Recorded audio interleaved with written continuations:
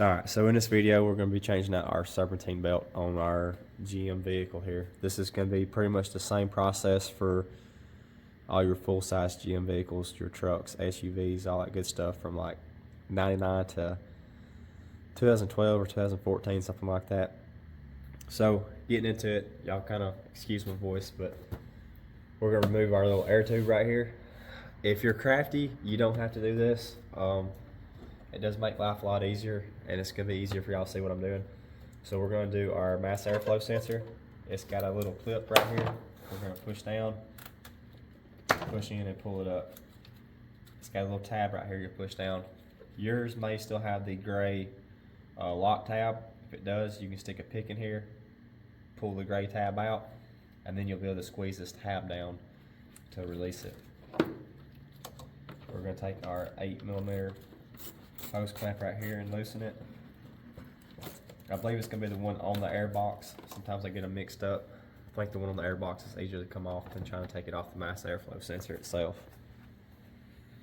Then we're going to come over here and sneak in, loosen our air tube clamp there. And then if you'll look underneath, this one's not hooked up. See if I can see it on camera. Right here on your upper radiator hose, there's going to be a little clamp with a push pin that's push pinned up into the bottom of this. You'll pop it down. So you'll just take a clip tool, put it in here, and pop it down. Once we get it off, you'll see it. Gonna pull up and out. Give her a few wiggles. Just like that. And over here.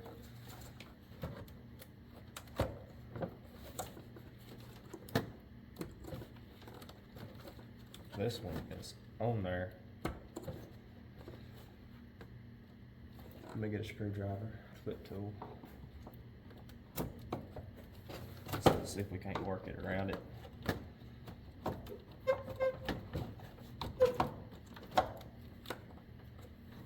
Set that there. She is still on there. There it goes. So now that we got that loose, you want to be careful not to damage your mass airflow. I'll show that to y'all. With that out of the way, we're going to pick this up. Being careful of our coolant hose. We'll pick this bad boy up out of there. Set out of the way. So there's your mass airflow. You want to be careful. You don't want to ding this area up. Not the best camera angle for y'all, but I got faith y'all can figure this out. If you look at the left side of the engine, when you're facing the engine, your tensioner is going to be right here. You're going to need a 15mm wrench, and you will put on this tensioner, and then we're going to pull this tensioner back, and it will give us slack on our belt. So let me see if I can get it rigged up to where I can do it without being in y'all's way. So if you'll watch it, it's moving back. Now we can take this belt. And it's best if you slide it off the alternator over here. That way it doesn't get caught up on your wrench. And we're gonna go back. Now be careful. I would recommend putting your wrench down here and lifting up, because as we come back, we're probably gonna try to hit our radiator hose. And we do just a little bit. There's not much tension, so we're good.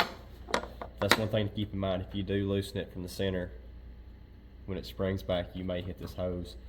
So it's best to do it on this side over here. And then you just look down in there and you remove your hose.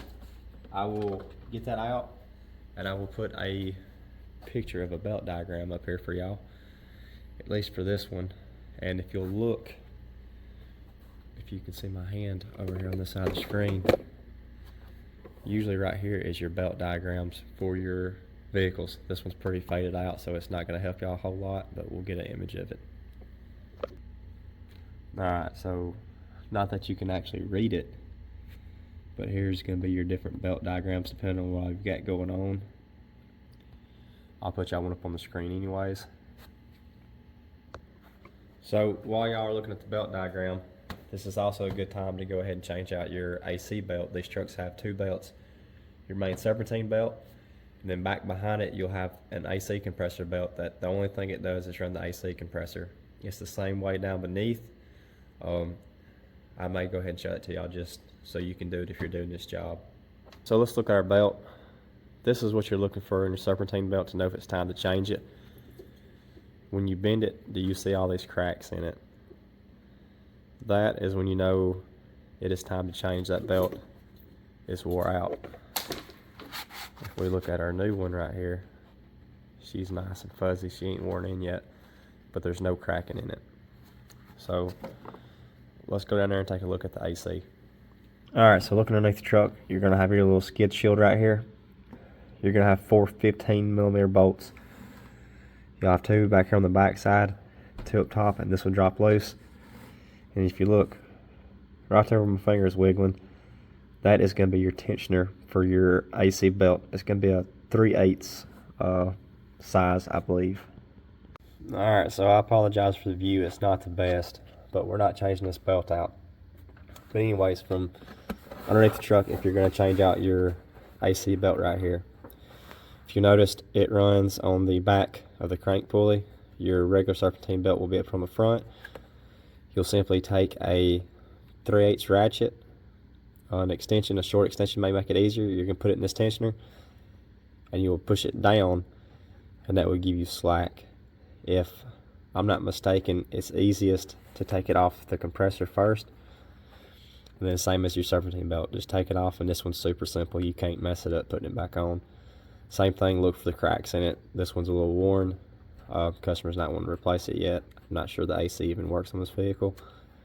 But just as a quick side note, I wanted to show this in case those of you who are changing your Serpentine belt do want to change your AC.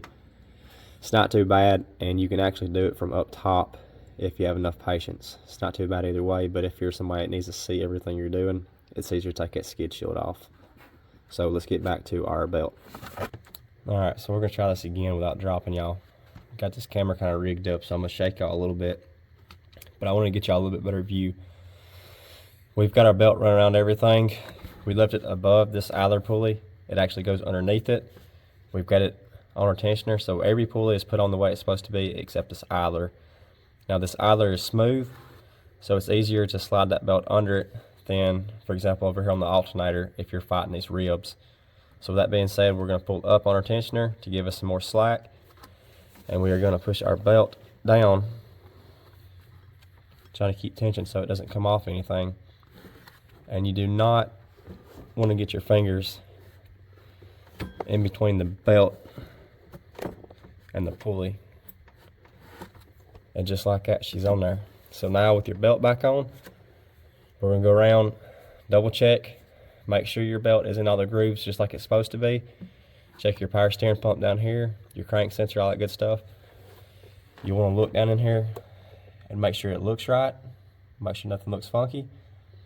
And that'll pretty much be it. We'll take and put our air box back on, tighten our 2 clamps up, hook our connector up, and put our little push pin back in, and she's good to go. Hopefully you found this useful. Quick short video on how to replace your Serpentine belt. If you did, let me know. If you didn't, let me know. And as always, if you don't mind, hit that like and subscribe button. See y'all in the next one.